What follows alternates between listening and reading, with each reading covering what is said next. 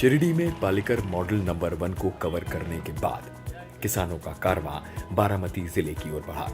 सुबह 8 बजे हमें जिस लोकेशन पर ले जाया गया, उस इलाके के किसान अपनी उपज सीधे उपभोक्ताओं को बेचते हैं। अगले 4 घंटों के भीतर किसानों का ये बाजार शहर में 4 जगहों पर सजेगा।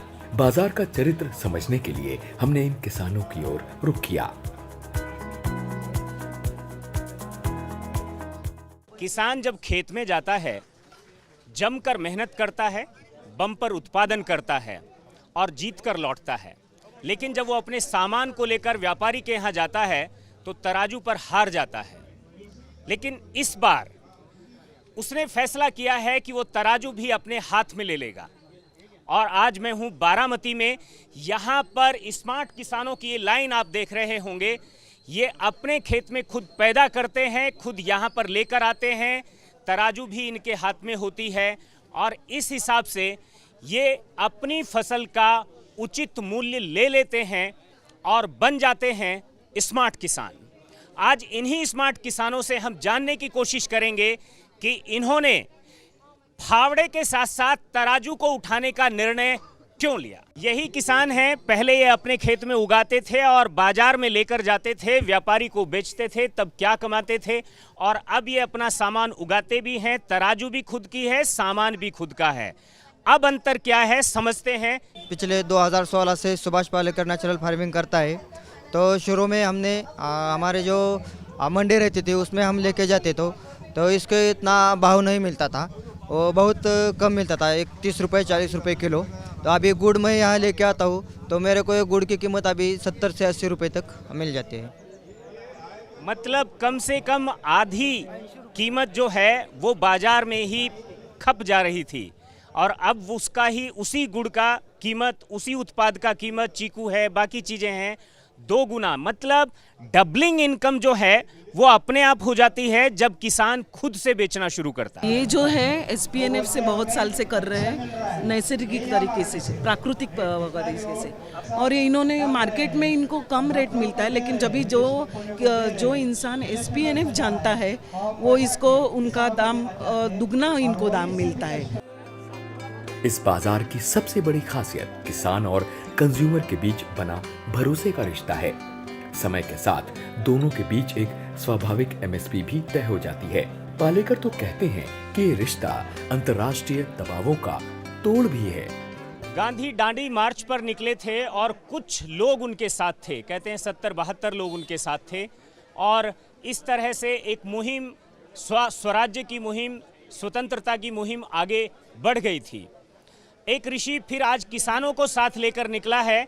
शिरडी से निकले थे और महाराष्ट्र के पश्चिमी छोर तक जाएंगे और इस तरह से वो देश के अलग अलग हिस्सों में किसानों को लेकर ये जन जागरण को, जन आंदोलन तक ले जाने की कोशिश कर रहे हैं। ये जो अभी का यहाँ पर आप देख रहे हैं दृश्य, कम से कम यहाँ 30 से ज़्यादा किसान ऐसे हैं जो अपना सामान खुद बेचने के लिए यहाँ लेकर आए हैं। और ये एक परंपरा, ये एक क्रांति आप इसको कह सकते हैं, ये धीरे धीरे शुरू हो रही है, ये संक्रांति शुरू हो रही है। इसको हम सुभाष पालेकर से समझने की कोशिश करेंगे। बौद्ध काल में जो व्यवस्था थी वो भी साहूकार प्रधान थी, किसानों को लूटने वाली थी। ब्रिटिश काल में, मुगल काल में भी वही व्यवस्था थी और आज भी वही व्यवस्था है। जब तक भारत देश वर्ल्ड ट्रेड ऑर्गेनाइजेशन का सभासद है, जब तक हमने डंके ड्राप पर जो कंडीशन है उसको स्वीकार किया है, यहाँ हमारे बारामती क्षेत्र में लगभग 200 किसान सुभाष पालेकर प्राकृतिक कृषि कर रहे हैं और वो अपना माल यहाँ लाते हैं। एक कैंपस है, एक सोसाइटी है, उन्होंने अपनी जगह खुली दे दी है, उसका भाड़ा नहीं है, फ्री ऑफ कॉस्ट दे दी है। कंज्यूमर ग्रुप बने हैं, व्हाट्सएप ग्रुप, और हमारे किसानों के ग्रुप बने हैं। गुरुवार को और संडे को, रविवार को यहाँ किसान अपना हाट लगाता है, अपना माल लाता है। कंज्यूमर बताया जाता है कि 7 बजे यहाँ होगा, 7 बजे वहाँ आकर खरीदते, 8 बजे वहाँ होगा, 8 बजे वो वहाँ जाकर खरीदते हैं। हमारा कंज्यूमर आता है, पहले ही और 7 चक्कर तो आता ही है और ख़रीदता है। दाम तय होते हैं, मार्केट में जो दाम है उससे 10-20% ज़्यादा लेते हैं, ज़्यादा नहीं लेते, क्योंकि ये बहुत आवश्यक है। अगर ये कीमत नहीं रखते तो उसको मिट्टी मोल होता है और ख़रीदने के बाद निकल जाते हैं। बाज़ार में 30 रुपये होगा तो भी 60 रुपये, 100 रुपये होगा तो भी 60 रुपये, तो दोनों आश्वस्त हो गए। तो इससे क्या हो गया कि बहुत बड़ा एक बदलाव आ गया। जब महिला खरीदती है, खुद स्वाद लेती है, कॉलेज में बताती है अरे क्या स्वाद है, क्या स्वाद है, बाकी महिला भी जुड़ती है और वो बहुत पब्लिसिटी से अपने आप फैलता है। यही हुआ, केवल 5 लोग थे, अब 1000 बन गए। तो इस तरह का माहौल अगर world trade organisation Dunker draft के खिलाफ हमें बगैर किसी भी हिंसा के अहिंसात्मक आंदोलन करना है, उनके चंगुल से निकालना है देश को, तो यही तरीका है मास मूवमेंट, जन आंदोलन। यानी किसान और कंज्यूमर मिल करके खुद एमएसपी तय कर सकते हैं। इसमें सरकार को भी बीच में लाने की ज़रूरत नहीं, WTO को भी बीच में लाने की ज़रूरत नहीं। और ये हो सकता है, ये हो रहा है और ये बहुत तेज़ी से आंदोलन के स्तर पर होने जा रहा है। ये बताने की कोशिश कर रहे हैं और दिखाने की कोशिश कर रहे हैं पालेकर जी। हम इस चीज़ को समझने की और कोशिश करेंगे कुछ ग्राहकों से कि उन्हें ये सब खाने पीने के बाद में उनका जो स्वास्थ्य है, उनका जो स्वाद है, उसमें कितना बदलाव है। जो सब्जी मंडी मेरे घर के पीछे ही है, वहाँ पर ये SPNF का मार्केट शुरू कर दिया और इतना दूर आती थी क्यों? क्योंकि मुझे ये विष मुक्त खाने का महत्व पता चल गया। शुरू से ही हम सबको पता होता है, लेकिन कोई एक होना चाहिए मार्गदर्शन करने वाला कि अरे तुम ये जो खा रहे हो अन्न नहीं है, वो जहर है। तो ये बात मुझे पाकर गुरुजी से और उनके जो भी अनुयायी है उनसे पता चली कि अरे ऐसा फार्मिंग होता है और जहर मुक्त खाना खाना चाहिए। तब से लेकर के आज तक मैं यही खाती हूँ और खाने के बाद मतलब ले जाने के बाद से इसका टेस्ट और उसकी क्वालिटी ये सब में बहुत बहुत फ़र्क है। तो बहुत सेटिस्फाई हूँ। अगर 5-10 रुपये ज़्यादा भी देना पड़े तो भी मुझे कुछ दुख नहीं होता, क्योंकि डॉक्टर को देने से अच्छा है हमारे किसान को जाए। मैं भी किसान की बेटी हूँ तो ऑब्वियसली मुझे किसान के प्रति लगाव है, प्रेम है, आदर है। मैं हमेशा SPNF के वेजिटेबल्स, फ्रूट्स लेता हूँ क्योंकि इसका स्वाद एकदम अप्रतिम है और हमें अच्छा लगता है। और जो पहले रासायनिक का खाते थे उसमें से एसिडिटी, थोड़ी सी जलन, पचने में आसानी होती थी। अभी SPNF का जो है ये एकदम नेचुरल है, कुदरती है और इसमें कुछ भी कीटनाशक छिड़कते नहीं है। रेट का कुछ नहीं है, लेकिन टेस्ट अच्छा मिलता है ना, मतलब खाने के लिए अच्छा है। दवा खाने में तो पैसा देते ही है ना, केमिकल का खाते हैं तो उधर पैसा देते हैं। अगर ये अच्छा खाएंगे तो वो पैसा बचेगा ना, इधर ज़्यादा भी जाता तो चलता है। और बच्चों को फ्रूट वगैरह पसंद आते हैं मेरे, मतलब टेस्ट अलग लगता है। वो बोलते मम्मी ये अलग लगते, नेचुरल टेस्ट आता है ना सबका।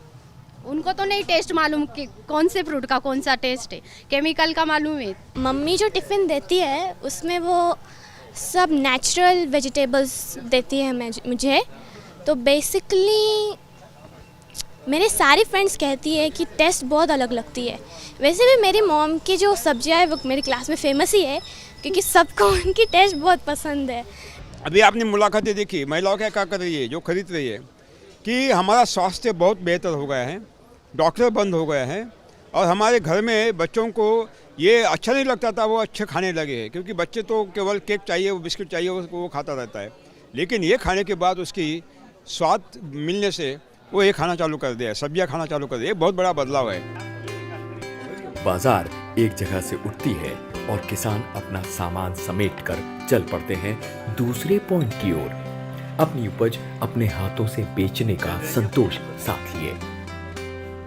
हमारे पास ना 108 प्रकार के बीज है, उसको हम देसी बीज रखते हैं हम हमारे पास, उसको हम परंपरागत उसको रखा है हमारे पास।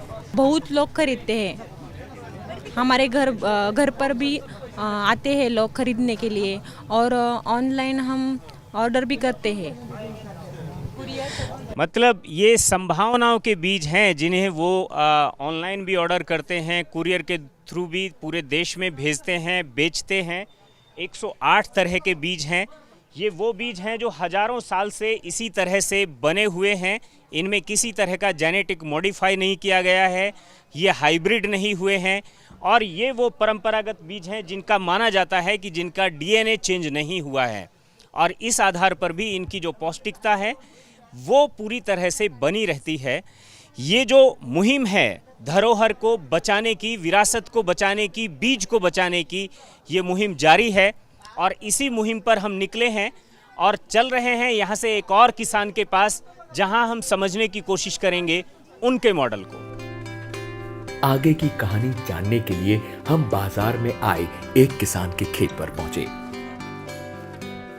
ये आपको दिखने में पूरा का पूरा केला दिख रहा है, लेकिन इस केले के खेत के अंदर एक बाग पल रहा है जिसमें 6 तरह के पेड़ पौधे लगे हुए हैं। ये हम महेंद्र से जानेंगे कौन कौन से पौधे हैं, कितने दिन तक ये इससे केला लेंगे, कितने दिन में वो पेड़ बड़े हो जाएंगे और अभी वो इस केले के खेत से पर ईयर वो कितना प्रोडक्शन ले रहे हैं। मैं 10-11 साल से ये कर रहा हूँ, केले की खेती कर रहा हूँ।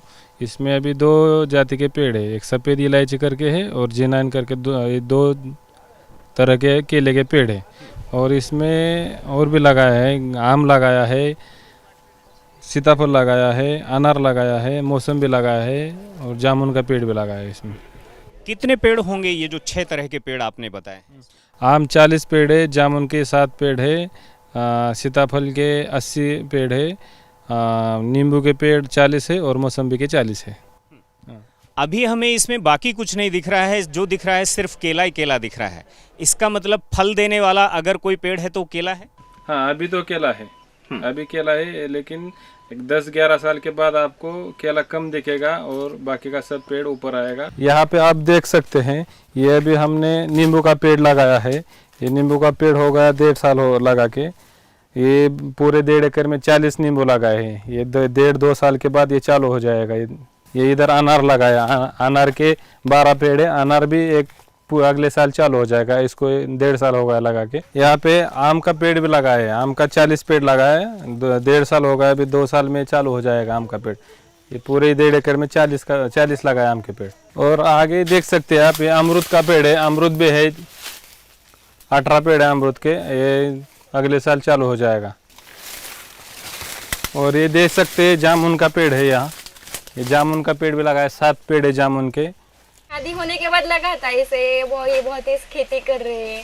फिर ऐसे लोग आते थे, बोलते थे बहुत अच्छा है ये सब, तब लगा अभी सेट है, अभी अच्छा लग रहा है, खेती कर रहे हैं। पर आसपास में जरा ना हो रहा है ना, ऐसे अब अच्छा लगता है, अब नहीं कुछ और लगता, पहले लगता था। यहाँ हम केले का चिवड़ा बनाते हैं, चिप्स बनाते हैं, केले का पीठ बनाते हैं, फिर गुड़ के चिक्के बनाते हैं, वो सब हम ही करते हैं। मतलब ये पैकिंग वगैरह ये सब हम ही करते हैं। कितना कमा लेते हैं एक साल में? एक साल में 1.5 एकड़ में 14 से 15 लाख के करीब तक कमाता हूँ।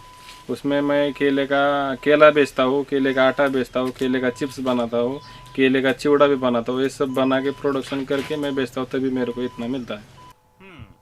आप समझ सकते हैं, सिर्फ केला नहीं बेचते हैं, केले से आटा भी बना देते हैं, चिप्स भी बना देते हैं, चिवड़ा भी बना देते हैं।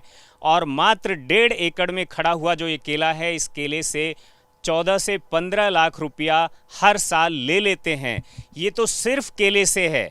अभी आप देखिए, जब मौसमी भी आएगी, नींबू भी आएगा, जब बाकी सीताफल भी आएगा, आम भी आएगा, और भी जो उन्होंने 6 कुल मिलाकर के फलदार पेड़ लगाए हैं, जब ये सब आएंगे और ये सब जब फलेंगे तो वास्तव में जो ये महेंद्र हैं, ये उसके बाद महेंद्र बाहुबली भी आप इन्हें कह सकते हैं।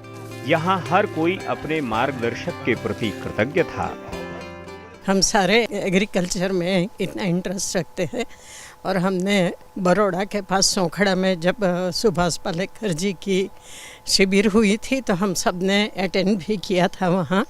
और वहीं से हमने अपने फार्म पे आम का सारा SPNF से कर रहे हैं, तो 400 कलम लगाई है आम की।